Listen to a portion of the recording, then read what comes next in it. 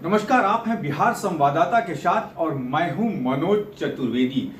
तमाम घटनाएं जो हैं पटना में घट रही हैं। दिन में जो लोग जो हैं रास्ते में गुजर रहे हैं, उनके पैसे छीन लिए जाते हैं, तमाम तरीके के अपराध बढ़ रहे हैं। लेकिन एडीजी मुख्यालय जो है जितेंद्र सिंह गंगवार ने बिहार पुलिस की पीठ थपथपाई है। उन्होंने कहा है कि हम जो हैं, जो पुलिस कस्टडी से अभियुक्त फरार हो गए हैं, उनको पकड़ने के लिए एक महाअभियान चला रहे हैं। लेकिन जितेंद्र सिंह गंगवार को यह पता नहीं है कि उनके एक महाअभियान रोको टोको में पुलिस को गोलियां खानी पड़ती हैं, और फिर भी जितेंद्र सिंह गंगवार जो एडीजी मुख्यालय हैं वो अपनी पीठ थपथपा रहे हैं। अभी कुछ देर पहले उन्होंने एक प्रेस कॉन्फ्रेंस की है और कहा है कि हम जो ये महाअभियान चला रहे हैं, इसमें हम बिहार को अपराध मुक्त करना चाहते हैं। क्या कुछ कह रहे हैं एडीजी जितेंद्र गंगवार, ये हम आपको सुनवा रहे हैं।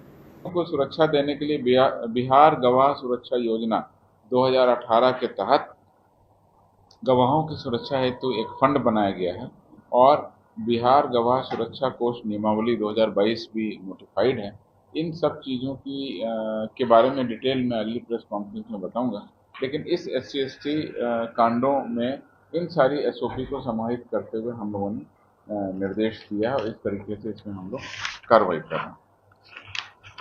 इधर हाल के दिनों में हम लोगों ने एक विशेष अभियान चलाया है जिसमें कि पुलिस की अभिरक्षा से फरार, यानी कि जो पुलिस की कस्टडी से अभियुक्त भाग जाते हैं, ऐसे अभियुक्तों को फिर से गिरफ्तार करने, ये महाअभियान चल रहा है हमारा। और इसमें हम लोगों ने लगातार कार्रवाई की है और STF को भी लगाया है। जिला पुलिस की जो विशेष टीम है वो भी कार्रवाई करती है। मुख्य रूप से STF की विभिन्न टुकड़ियाँ विभिन्न जगहों में काम कर रही है और उसमें हम लोग लगातार कार्रवाई कर रहे हैं। जैसे कि हमारे पास में आंकड़े हैं 6 फरवरी से लेकर के 20 मई तक हम लोगों ने 16 ऐसे अभियुक्तों को गिरफ्तार किया है जो पुलिस की कस्टडी से भाग गए। इसमें बहुत सारे अपराध कर्मी हैं।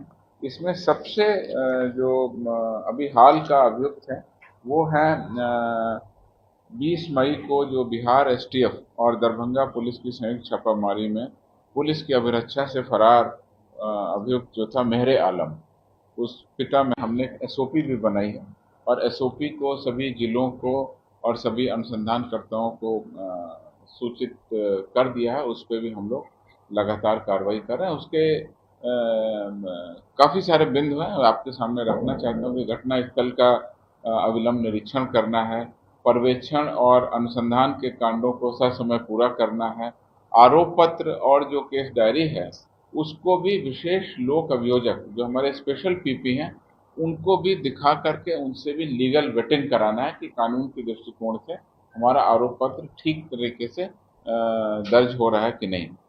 मुआवजा के लिए जो प्रस्ताव है, आपको पता है कि इस अधिनियम के अंतर्गत जो पीड़ित पक्ष है उनको मुआवजा देने का प्रावधान है, तो मुआवजा के लिए भी जिला कल्याण पदाधिकारी को प्रस्ताव समर्पित करना है। और आपको पता है कि मुआवजा भी अलग अलग श्रेणी में अलग अलग राशि का दिया जाता है और अलग अलग स्टेप पे दिया जाता है। कुछ मुआवजा प्राथमिकी के साथ, कुछ मुआवजा जो है वो आरोपक समर्पित होता है उस समय दिया जाता है। तो इस तरह से वो मुआवजा का भी मॉनिटरिंग जिला स्तर पर की जाए, ऐसा हम लोगों ने SOP में लिखा है। गंभीर जो हमारे कांड हैं इसमें उनका त्वरित विचारण कराना है, स्पीडी ट्रायल कराना है। इन सब मामलों में SC/ST अधिनियम के अंतर्गत जो गंभीर मामले हैं, जैसे हत्या है, बलात्कार है, पॉक्सो है, इस तरह के जो गंभीर मामले हैं उनका स्पीडी ट्रायल चिन्हित करके कराना है। पीड़ित, उनके आश्रित और जो उनके विटनेस हैं उनको भी प्रोटेक्शन देना है। जहाँ तक ज़रूरत पड़े उनको जिस तरह के प्रोटेक्शन की ज़रूरत पड़े उनको प्रोटेक्शन देना है ताकि न्यायालय में वो गवाही नहीं तो नहीं किस मामले में है ये आरोपी? नहीं या आरोपी किस मामले में फरारी, किस मामले में? पुलिस अभिरक्षा से फरार हो गया। इसकी किस मामले में? पुलिस अभिरक्षा से फरार हो गया। पुलिस अभिरक्षा से फरार हो गया। पुलिस NIA की टीम इसको लेके गई थी पूछताछ करने के लिए। ये FIR में वांटेड नहीं था।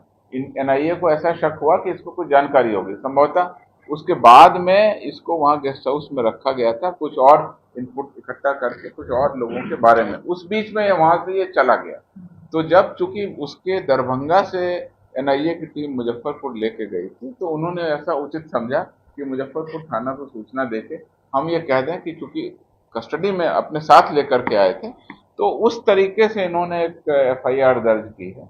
डिटेल जैसा मैंने आपको बताया, हम एनआईए को लिखित रूप में सूचित कर रहे हैं और अभी मुझे लगता है 2-3 घंटे में लिखित रूप से मैंने बिहार के एटीएस के एसपी को कहा है, यहाँ के एटीएस के एसपी ने वहाँ एनआईए को पत्र लिखा है और वो कह रहे हैं कि आधे घंटे में विस्तृत सूचना, आप देखिए अगर लेटर आ गया एसपी ने, उनसे सूचना प्राप्त कर लेंगे कि उनके किसी केस में वांटेड है कि नहीं है। अनौपचारिक रूप से, मौखिक रूप से उन्होंने जो दूरभाष पर बताया है कि एनआईए के केस में वांटेड ही नहीं है। ये वास्तव में कुछ अन्य अभियुक्तों की गिरफ्तारी के लिए, उनकी पहचान करने के लिए ले जाया गया। देखिए, एनआईए को अभी ट्रांसफर करने का कोई कारण हमारे पास में उपलब्ध नहीं है।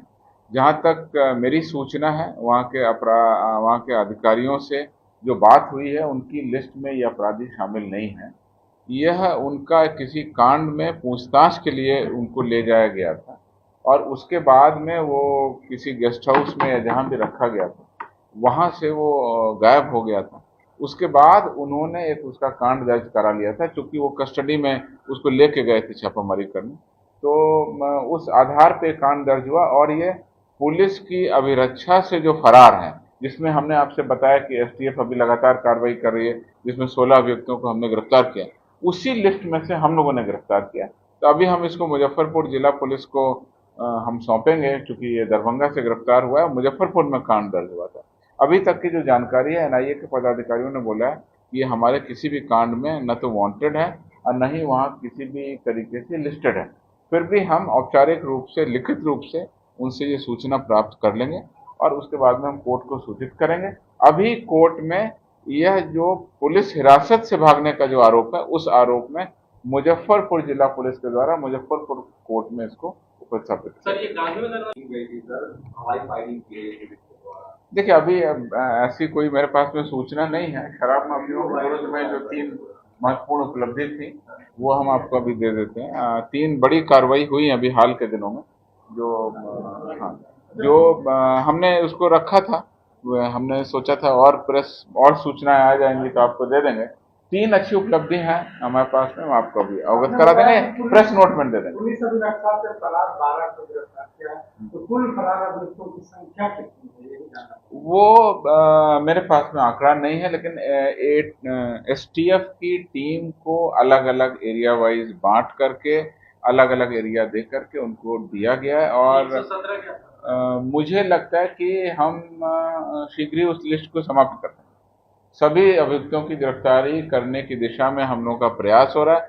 आपने देखा 10 वर्ष से फरार, 15 वर्ष से फरार, 2004 से फरार, ऐसे अपराधकर्मी जो पुलिस की फाइलों में फरार रह जाते हैं और उसके बाद में फिर लगातार कोई एफर्ट नहीं होता। एक बार कुर्की जब्ती हो जाने के बाद में फिर लगातार एफर्ट नहीं होता। एस ड्राइव जब होती है तब बहुत सारे अपराध कर्मियों की, जिनकी कुर्की जब्ती हो गई है, जो सालों से गिरफ्तार नहीं हुए हैं, उनके लिए अभियान चलता है। लेकिन ये एक फोकस अभियान है और बिल्कुल स्पेसिफिक अभियान है। जो पुलिस की कस्टडी से भागे उनके लिए फोकस अभियान है, जनरल अपराध कर्मियों के लिए नहीं है। इसके लिए हम लोग कार्रवाई करें और जैसा आपको बताया, हम आपको सूची भी उपलब्ध करा देंगे। और जिससे आप पाया गया था कि एफएसएल से जांच प्रतिवेदन कुछ अप्राप्त थे, उनको भी प्राथमिकता के तौर पर शीघ्र एफएसएल रिपोर्ट भी प्राप्त की गई और उसके आधार पर भी कार्रवाई की गई। इन सभी कार्रवाइयों का नतीजा ये हुआ, एक तो अभियुक्त गिरफ्तार हुए और दूसरा अनुसंधान पूरा हुआ। तो मैं आपको बताना चाहता हूँ कि किस प्रकार से लगातार इन 3 महीनों में हमारी प्रोग्रेस हुई है। जनवरी महीने में, 2023 का हम बात आंकड़ा आपके सामने रख रहे हैं, 2023 के जनवरी महीने में इस अधिनियम के अंतर्गत 550 कांड दर्ज हुए, लेकिन हमने डिस्पोजल किए 829। यानी जितने केस हमारे पास में दर्ज हुए उससे ज़्यादा केस, करीब 150% केस हमने ज़्यादा डिस्पोजल किए। फरवरी में 548 केस रजिस्टर हुए, उसकी तुलना में हमने 915 कांडों का डिस्पोजल किया, 166% ज़्यादा केस हमने डिस्पोजल किए। मार्च में 664 केस दर्ज हुए, उसकी तुलना में 46 कांडों का हमने निष्पादन किया, 127% ज़्यादा कांडों का हमने डिस्पोजल किया। इस प्रकार से देखेंगे तो इस साल के 3 महीनों में कुल 1762 कांड दर्ज हुए, जिसमें 2590 कांडों का हमने निष्पादन किया, करीब 140% या लगभग हम कह सकते हैं कि 150% अधिक कांडों का हमने डिस्पोजल किया। इस कांस्टेबल 20.5% ही क्रिमिनल होता है। नहीं, मैं क्लियर नहीं हुआ, किस सर्वे रिपोर्ट की बात कर रहे हैं? CNLU का एक सर्वे रिपोर्ट है, हाँ। उसमें दिया है कि जो विमेन कांस्टेबल है अपने यहाँ, हाँ। अब 12.5% ही क्रिमिनल उनको अवेलेबल है। नहीं, देखिए वो सर्वे रिपोर्ट मेरे पास में है नहीं। सर्वे रिपोर्ट किसने की है, किस आधार पे की है, कितने जिलों में किया है, कहाँ से आंकड़ा उपलब्ध कराया, मुझे वो जानकारी है नहीं। मैं आपसे कहूँगा कि सर्वे रिपोर्ट मेरे सामने लाएं, हम लोग रिव्यू करेंगे और रिव्यू करने के बाद में उस पर जो भी उचित कार्रवाई है वो हम लोग निश्चित रूप से करें। तो आपने सुना, ये थे एडीजी मुख्यालय जितेंद्र सिंह गंगवार। बिहार पुलिस की पीठ थपथपा रहे हैं, लेकिन उनके नाक के नीचे दिन में हत्याएं हो रही हैं। लोगों के पैसों से भरे बैग जो है अपराधी छीन ले रहे हैं।